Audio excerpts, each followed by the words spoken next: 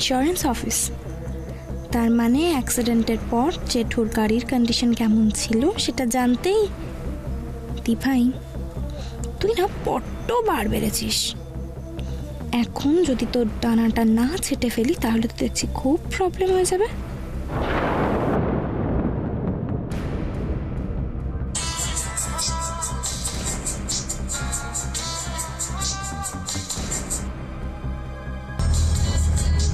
বাবা, এ তো দেখছি লেডি বিভীষণের ফোন। নিশ্চয়ই কোনো নতুন খবর আছে। মামু, তুমি এখন কোথায় গো? আমি আমি কি ব্যাপার ভাগ্নি, হঠাৎ এই বুড়ো মামুর খোঁজ? কোনো গড়বড় হয়েছে নাকি? এখনো হয়নি, কিন্তু যে কোনো মোমেন্টে অনেক কিছু হয়ে যেতে পারে। এই মুহূর্তে সমস্ত কিছু ডিপেন্ড করছে এই এভিডেন্সগুলোর উপর। সো আপনি শুধু আমাকে আজকের দিনটা সময় দিন কিংবা, আমি আপনাকে কথা দিচ্ছি কাল কোর্টে কেসটা ওঠার আগে যে করে হোক সমস্ত প্রমাণ জোগাড় করে আমি আপনার হাতে এনে দেব। সারাটা দিন কোর্টের ধকল শুয়ে একটু আগে ইন্স্যুরেন্স কোম্পানিতে গেছে ওই গাড়ির কি সব রিপোর্ট কালেক্ট করতে। রে কাকা, এ তো দেখছি মেয়ে মাকেও টপকে যাবে। এর জন্যই বলে প্রথম রাতে এই বিড়ালের বংশ ধ্বংস করে ছাড়তে হয়। কি হলো মামু, কথা বলছো না কেন? যেটা বললাম সেটা করতে পারবে তো? তোমার দেখছি ভাগ্নি দিন দিন মামুর ওপর থেকে ভরসা কমে যাচ্ছে। এই ভরসাটা যাতে রিস্টোর করা যায় তার জন্য এই ছোট্ট পরীক্ষাটাতে পাশ করে দেখাও। কিছু ভেবো না ভাগ্নি, তোমার দিভাইয়ের দৌড়ঝাঁপ করাটাই সার হবে। ও সমস্ত প্রমাণ টমান তোমার দিদিভাইয়ের হাতে লাগবে না। বাট মামু, বি কেয়ারফুল। দিভাই কিন্তু তোমার মামু যখন একবার কথা দিয়েছে তখন সে কথা আর খেলাপ হবে না ভাগ্নি। তুমি আর কি বুঝবে ভাগ্নি, খরচটা তো আসলে আমারই। ওকে দেন, ডান। ডান ডানা ডান ডান।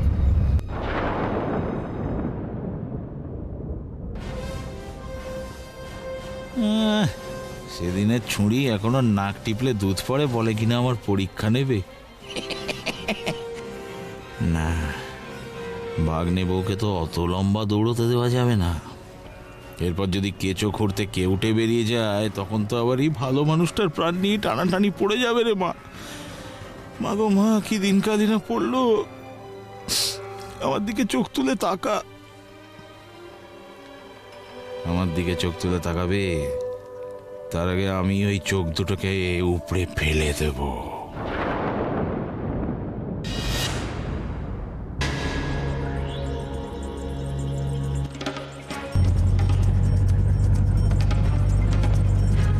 হ্যালো, তোরা ইন্স্যুরেন্স অফিসের সামনে চলে আয়।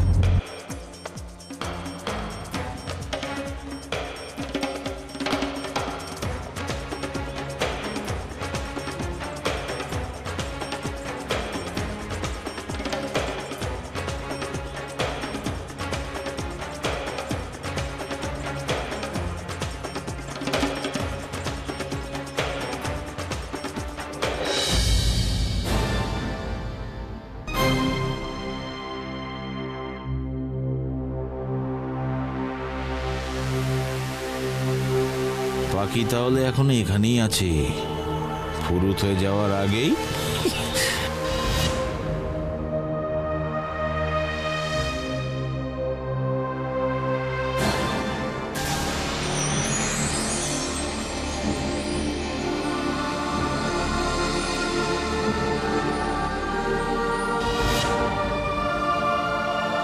যা বললাম সেটা তোদের এই ঘটের মধ্যে ঢুকেছে? হ্যাঁ বল।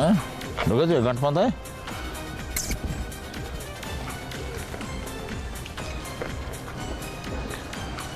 দেখে শুনে ঠিক মতো করবি। ঠিক আছে।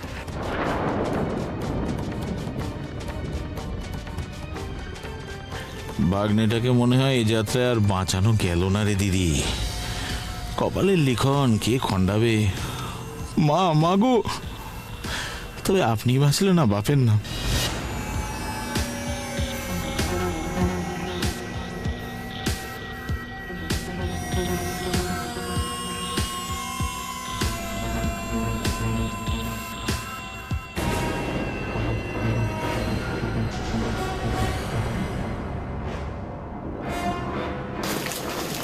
Yes ma'am.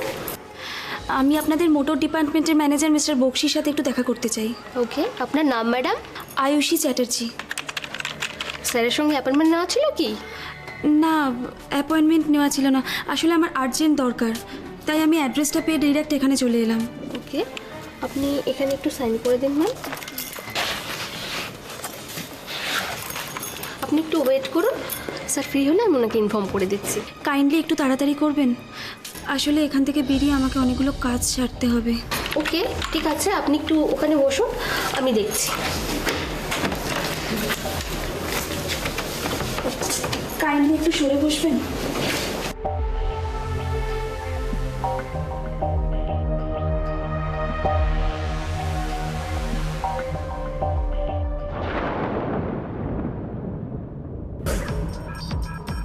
শুধুমাত্র মুখের কথার পরিপ্রেক্ষিতে কাউকে দোষী বা নির্দোষ প্রমাণ করা যায় না।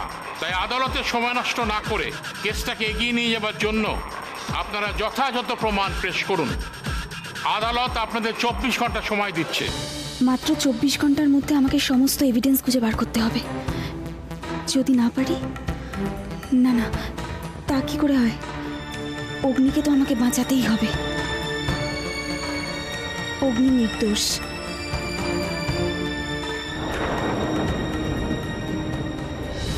ম্যাডাম, স্যার আপনাকে ডাকছেন, আপনি ভেতরে যান। কোন দিকে যাব? শিবুদা, হ্যাঁ ম্যাম, ওনাকে একটু বক্সি স্যারের রুমটা দেখিয়ে দিন না। আসুন ম্যাডাম। আপনি ওনার সঙ্গে যান। Thank you. ওয়েলকাম।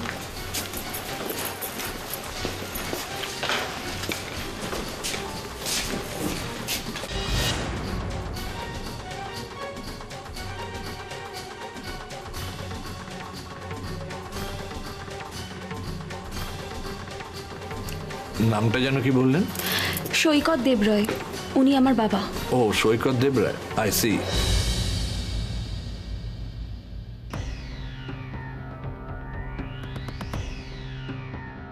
ওনার গাড়ির রিপোর্ট তো রেডি আছে, আমি ডেসপ্যাচে বলে দিচ্ছি, আপনি প্লিজ কালেক্ট করে নিন। Thank you mister Bakshi, thank you very much. আচ্ছা, বলছি যে আমার একটা কোয়ারি ছিল। হ্যাঁ বলুন। আচ্ছা, সৈকত দেবরয়ের গাড়ির অ্যাক্সিডেন্টটা ঠিক কীভাবে হয়েছিল? মানে গাড়িটা কি কোনো অন্য গাড়ির সাথে অ্যাক্সিডেন্ট হয়েছিল নাকি? দেখুন, ওই ডিটেলটা এই মুহূর্তে আমি আপনাকে বলতে পারছি না। তাছাড়া ওই ডিটেলটা তো আপনি রিপোর্টেই পেয়ে যাবেন। তবে প্রাইমা ফেসিয়া দেখে যেটা মনে হচ্ছে, গাড়িটা নিয়ন্ত্রণ হারিয়েই গাছে ধাক্কা মেরেছিল। আই থিঙ্ক অ্যাক্সিডেন্টটা সেইভাবেই হয় ম্যাম। অগ্নি চ্যাটার্জির গাড়ির সঙ্গে সৈকত দেবরায়ের গাড়ির কোনো ধাক্কাই লাগেনি। আমরা খুব জোরে একটা শব্দ শুনতে পাই এবং গাড়ির ভেতর থেকে তাকিয়ে দেখি একটি গাড়ি সামনের একটি গাছে গিয়ে সজোরে ধাক্কা মারে। তার মানে অগ্নির বন্ধু যে কথাগুলো বললো সেগুলো সব সত্যি? তাহলে এতদিন ধরে এই ঘটনাটা পুলিশের চোখে ধরা পড়েনি কেন?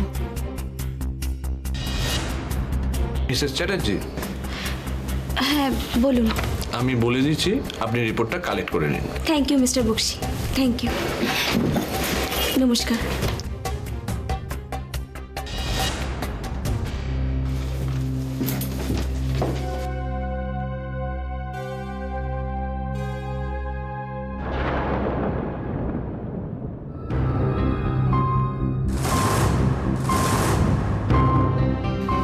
দাদা, হ্যাঁ ম্যাম, দাদা বলছি ডিসপ্যাচ কাউন্টারটা কোন দিকে? এইদিকে ma'am. Thank you.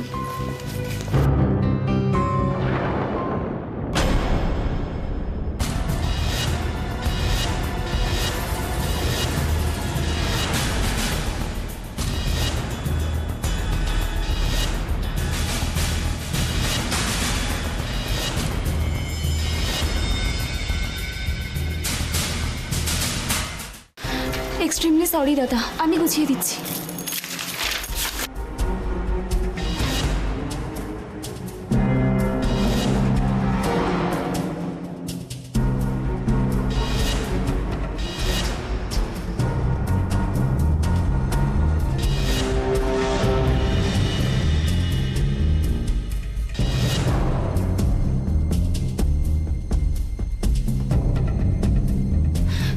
Extremely sorry দাদা।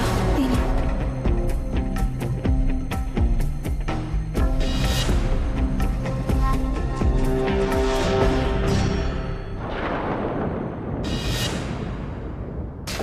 এক্সকিউজ মি দাদা, ইয়েস, মিস্টার সৈকত দেবরার গাড়ির রিপোর্টটা। সৈকতবাবুর গাড়ির রিপোর্ট এইমাত্র একজন ভদ্রলোক নিয়ে গেলেন। নিয়ে গেলেন? কে নিয়ে গেলেন? আমাকে তো মিস্টার বক্সি কিছু বলেননি। ওই ভদ্রলোক এসপি অপূর্ব রায়ের অফিস থেকে এসেছিলেন ম্যাডাম। এসপির নির্দেশেই এই রিপোর্টটা নিয়ে গেছেন। মামা তো আমাকে কিছু বললেন না। আচ্ছা, আপনি আমাকে এই রিপোর্টের একটা কপি দিতে পারবেন? সরি ম্যাডাম, পুলিশ এই কেসটা নিয়ে ইনভেস্টিগেশন করছে। আমাদের উপর অর্ডার আছে এই কেস রিলেটেড কোনো ডকুমেন্ট যেন বাইরে না যায়। কিন্তু মিস্টার বক্সি যে আমাকে বললেন এই রিপোর্টের একটা কপি আমাকে উনি দেবেন। সরি ম্যাডাম, স্যার হয়তো এই অর্ডারটার কথা জানতেন না। ইনফ্যাক্ট আমরাও কিছুক্ষণ আগে জানতে পেরেছি।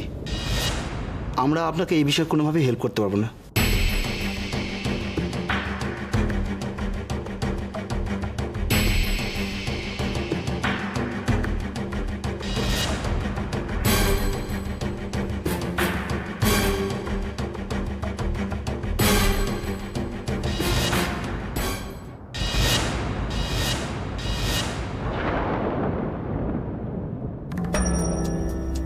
সৈকতবাবুর গাড়ির রিপোর্ট এইমাত্র একজন ভদ্রলোক নিয়ে গেলেন। ওই ভদ্রলোক এসপি অপূর্ব রায়ের অফিস থেকে এসেছিলেন ম্যাডাম।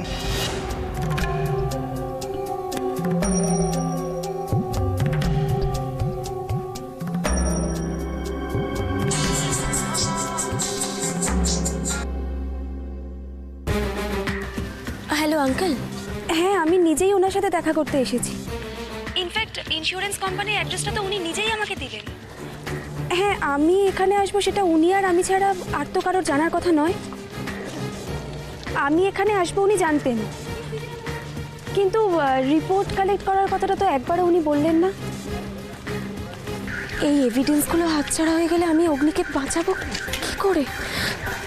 কি করে বাঁচাবো আঙ্কেল আমি অগ্নিকে? কিন্তু হ্যাঁ,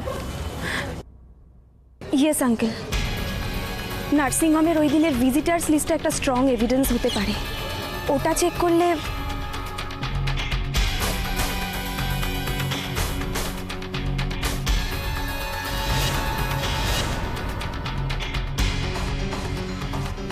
ইন্স্যুরেন্স কোম্পানি থেকে রিপোর্টগুলো তাহলে কে নিয়ে গেল? সত্যি কি পুলিশের লোক, নাকি অন্য কেউ আছে যে চায় না অগ্নি নির্দোষ প্রমাণিত হোক, ছাড়া পাক? কিন্তু কে সে?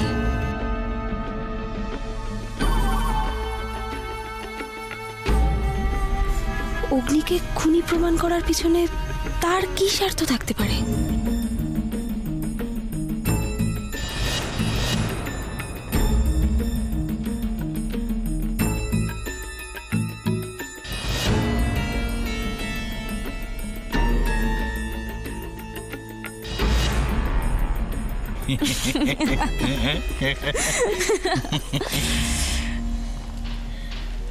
আমার কি দোষ বলতো দি ভাই?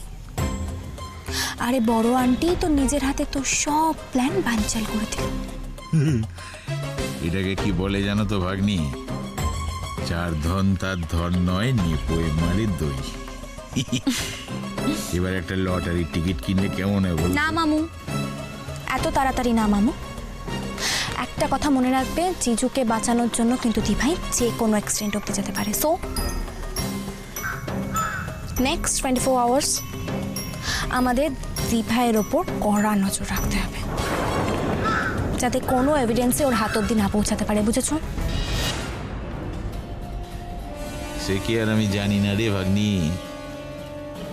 শুধু তোমার দিভাই কেন, তোমার উপরে আমার কড়া নজর আছে। রক্ত রক্ত, তোমাদের রক্তকে তো বিশ্বাস নেই। 14টা বছর আমাকে জেলের ঘানিটা নিয়েছ তোমরা। তোমার না হয় পুতুল খেলা, মাওনি, কিন্তু আমার তো প্রাণের দায়। চিন্তা করো না। আরে বাবা, তোমার দিভাইয়ের পেছনে আমার খাস টিকটিকি লাগিয়ে দিয়েছি, দিনরাত নজর রাখবে। আরে বাবা, আগামী 24 ঘন্টা তোমার দিভাই আমার নজরবন্দি, বুঝলে? ব্যাস, শুধু আজকের দিনটা, তারপর চিরকাল তুই আমার কাছে হেরে এসছিস ভাই। কাল তোর সব থেকে বড় হার হবে কোর্টে। কিছুতেই তুই জিজুকে নির্দোষ প্রমাণ করতে পারবি না।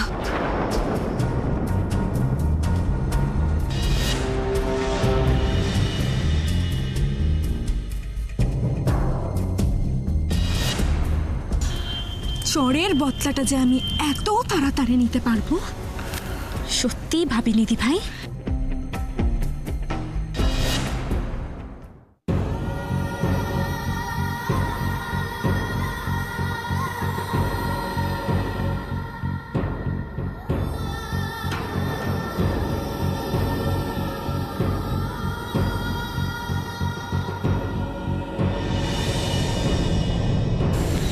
তুমি যতটা না ভয় পেয়েছো তার থেকে বেশি খুশি হয়েছো।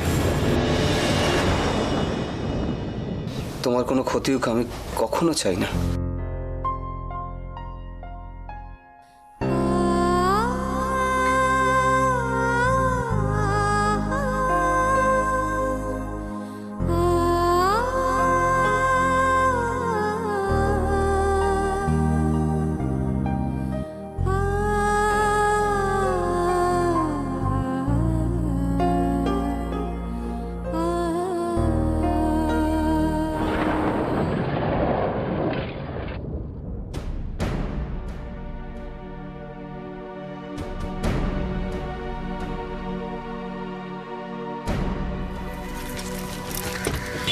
কি হয়েছে দাদা? বোনেট থেকে ধোঁয়া বেরোচ্ছে।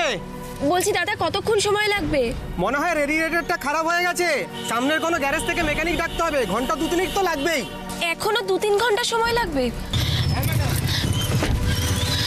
কি করব আমি এখন? এমনি অলরেডি লেট হয়ে গেছে, নার্সিং হোমে যেতে তো দেরি হয়ে না না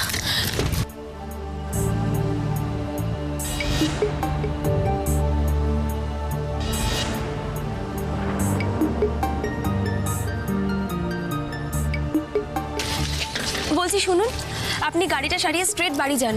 কেমন? আমার দেরি হয়ে গেছে, এমনি তাড়া আছে, আমি ট্যাক্সি নিয়ে চলে যাচ্ছি। ঠিক আছে ম্যাডাম, ঠিক আছে ঠিক আছে ম্যাডাম।